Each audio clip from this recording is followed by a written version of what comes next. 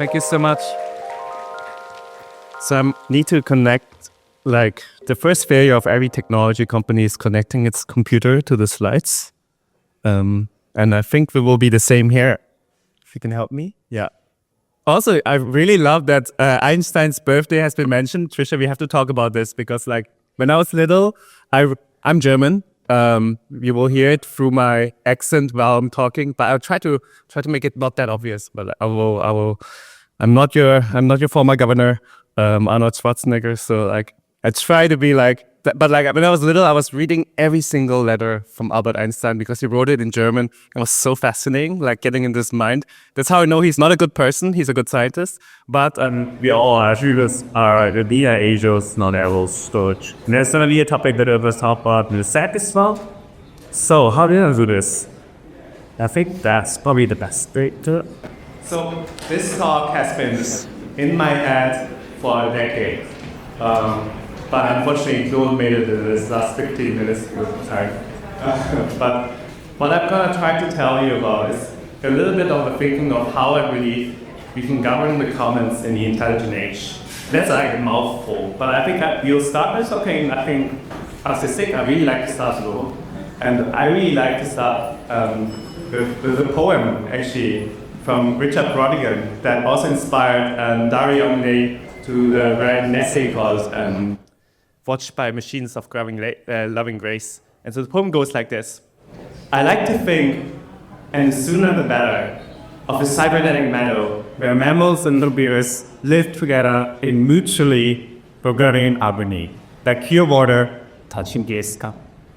I like to think, right now, please, of a cybernetic forest filled with pines and electronics where deer stroll peacefully past computers as if they were flowers with spinning blossoms. I like to think it has to be of a cybernetic ecology where we are free of our labors and joined back to nature, returned to our mammal brothers and sisters, and all watched over by machines of loving grace. I've spent my last 15 years in the rainforest, literally. So I founded a nonprofit called Gainforest.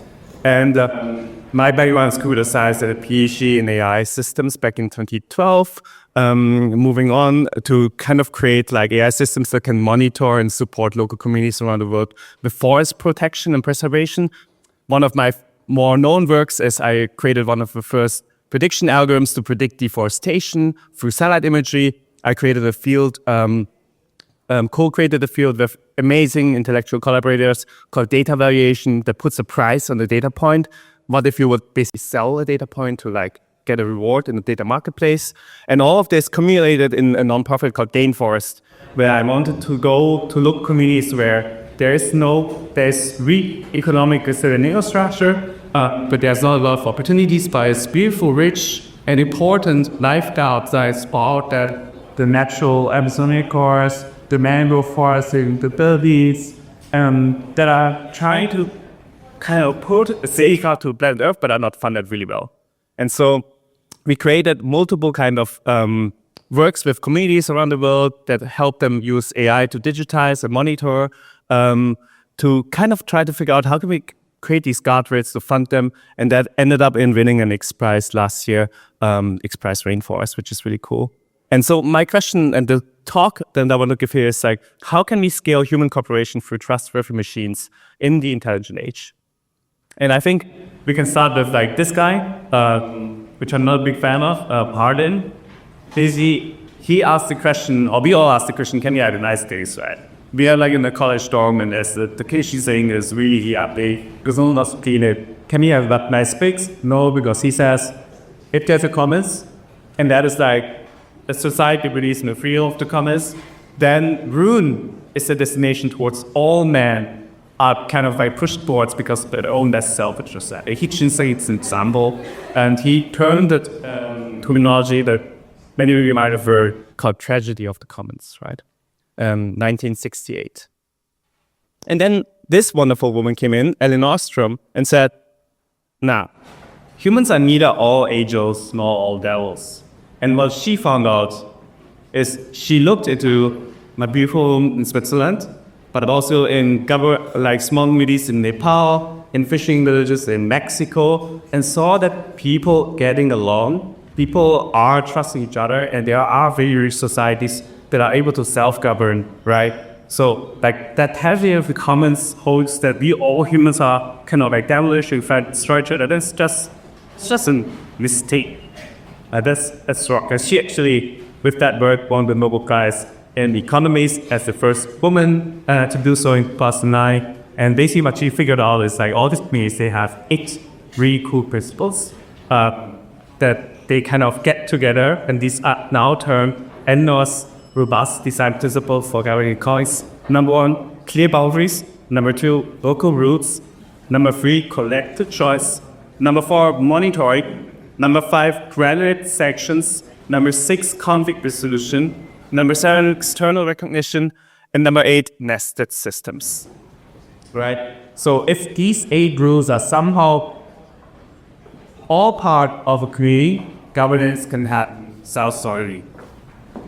But we also know from enormous amounts of data in our belief system and what we observe that this is not the case in larger scales. You can see this is a beautiful and horrific image of satellite imagery over like decades in Brazil, Mato Grosso. And you see scale of destruction here, like cancer eating through the forest. We have lost more than half of the world's forest that ever existed since this industrial revolution. We are losing the size of the UK forest every year. And that is just enormous if you think about this. Deforestation is one of the most destructive activities humanity can ever do, because it takes away the livelihood of the people, like the long-term stewardship, the fresh water, nature itself provides so much more value. So obviously that's a very the coordination very issues. And I believe the reason is cognitive overload. So Elinor Ostrom rules really work well in small trusted communities, but they break down what I think some people call Dunbar's number, the cognitive limit of every human to have stable relationships, which is estimated at 150 people. You as a person, if you're not a hyper networker like some of us are, but even if you just truly value friendship, you will not get above 150 people in your personal life that you can have realistically in time to communicate trust, right? And so that is simple and nice. Like if you have 150 people and they all have relationships together, there's like 11,000 relationships that each other maintain. It is years up at the moment. It is a million relationships as it is just really not possible, right? There's a passion scarcity, the pollination cost, there's variation facility. All of this leads to the breakdown of all 8 Ostrom's roots. And I believe together with James here from Protocol Labs, we are actually figuring out a field definition of how we can improve this system. And we came up with the term of programmable economic infrastructure. Ways where we can scale Elinor Ostrom's 8 principles using modern frontier technology.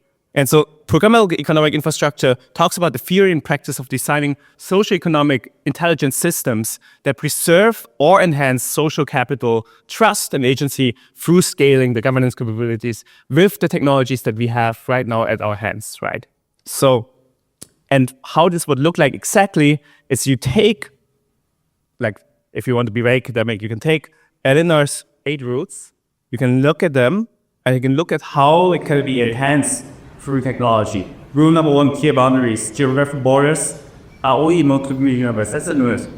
But what if we have digital identity systems, access wallet addresses that allow us to see who are part of which situation? In local rules, they are looking at traditional practices that constraint what AI systems can create these local rules and refine them at large scale to communicate them right. The easiest thing that I'm going to help out in a second, because that's where we really express and show that it's possible, is monitoring. Like it has collective choice monitoring. These are only possible with face-to-face meetings, and like monitoring will basically increase walking through the forest with gradient controls. Now we're doing this scenario. We're going to leverage artificial intelligence traits that really talk to each other, and we leverage autonomous sensing in AI to large-scale monitor, for example, in the case of the forest, all of the Amazon rainforest. So how this looks like, this is some of the work that I did in the past, is you can leverage robotics and AI to attach sensors on trees autonomously. On the left, you can see a really, really cheap drone, a DJI Mavic Mini 2, that is like $300 now. So they can be scaled at cost and no cost around people and so on. And they carry like a small biotic sensor that can listen to the sounds of the voice. And that drone can autonomously attach it on the branch. And then it just listens to the bird sounds and neighbors. You want to also if some customer chainsaw has around. On the right side, you see a drone that has like a wet towel tissue paper attached to it on a long rope, and it puts this tissue paper through the forest and swipe the forest leaves, because you can catch the DNA of the leaves, bring it back to the lab, sequence it, and then figure out what species that forest has, what monkey touched this leaf, what water was drank by, like, let's say, like a small insect, and that is a very rich sensor as well. And the best part, like, local communities are natural in flying these drones, and I've been there, tested out a few of these drones at large scales, around 50 communities around the world, and the fact is that they know the forest the best. Well, they know exactly how to navigate these drones. They are also very playful. All they do like most of the time in forest is like you're running around navigating, and so that these activities are very natural to them. They know the privacy hotspots. So we scale using technology, the natural ability to communicate with the owner. And you can see some of these things that we capture through like just working with the communities. Like some of the rare species that, for example, this jaguar on the left, this is something super rare that like usually in the past, like a decade ago, if you wouldn't have like these sensors and eDNA tracers, you would take like, it would be like your lifetime achievement to take this picture. Now we're able to, if that's really rich, we're able to get this on a regular basis. And you can see here the community engagement as well. This is really lovely. So digital identity and wallets. Like you can connect now this data infrastructure, the monitoring, to crypto-native payment rails. The second big problem of Eleanor Ostrom's thing is that the group is really hard to define, because the group in a nation state is a passport, right?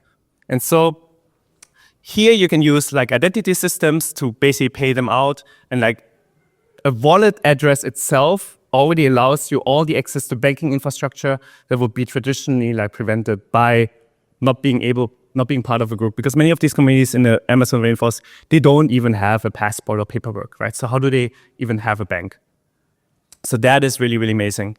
And then like there's a lot of cool things that this community has worked off. One is, for example, data native fairly impact infrastructure. One of my most bullish is about hypercerts. That's the normal PL is now its own version foundation that allows us to create this AI monitoring that I just talked about in a format that every machine can read. You have to imagine how the World Bank right now distributes funds is someone takes a picture of a PDF document. Like how are we gonna be scaling to evaluate ID analysis? Like having new formats like hypercerts allows us to instantly put this already on an AI native data setup and allows to query all the data in a research. And one of the most exciting things that's happening right now in the Frontier Tower is phase 2 of the funding instrument. I mentioned briefly, phase 1 was like give all floor leads money and see what they do. And obviously we know exactly what's happening. So we will report on this later. But the second experiment is we have $5,000 that we're going to distribute by the last 72 hours. We went through every single floor and we created a digital copy of them by having them interview for 30 minutes to an AI. Now, these digital copies, they're now walking around here. I can show it to you in the platform called Simocracy. And you can visit this as well in simocracy.org. You can, for example, if you really like, and I'm a big fan of the 14th floor, the human flourishing floor, Judy created an avatar called Judy Cat, which you can click in here and you can chat with her. You can ask her like, how do you value? And she copied the way Judy speaks as well as the way Judy thinks through a 30-minute interview. And now every one of these floor leads, they have so different personas. Judy already uses this platform to kind of, because they usually don't meet each other across the floors, to talk to floor leads they never talk to, and instead talk to their AI twin to figure out, okay, what do they care about? And so the goal is like, we have these $5,000, every floor and every member here in the event can propose projects to fund. And these AI agents will then get together and talk to each other in a discussion later on to decide through a cognitive, quite like important process called the S process to decide how things should be funded or not. And yeah, this is a funny spirit of really sad part. So this also is because I see that I'm getting pushed out just to believe. We at KL, we're really excited about this field. We care a lot about this. So together with James Tunning, plus all the audience here, if you're as up here, we are figuring out exactly the biggest opportunities of this space to push forward and get involved. And we come up with 4 opportunity areas: 7 digital public infrastructure, AI crypto-native public goods funding, crypto-native democracy, and decentralized climate infrastructure. You can learn more about this in plresearch.org. So if you have really cool ideas, you want to participate, you want to tell us, like, David, James, what you're thinking is totally bullshit, we also accept this. Just visit the website. You can apply for a grant if you're also interested in this. So really excited, really, really, really stoked to shape this future of public goods funding with all of you. Thank you so much.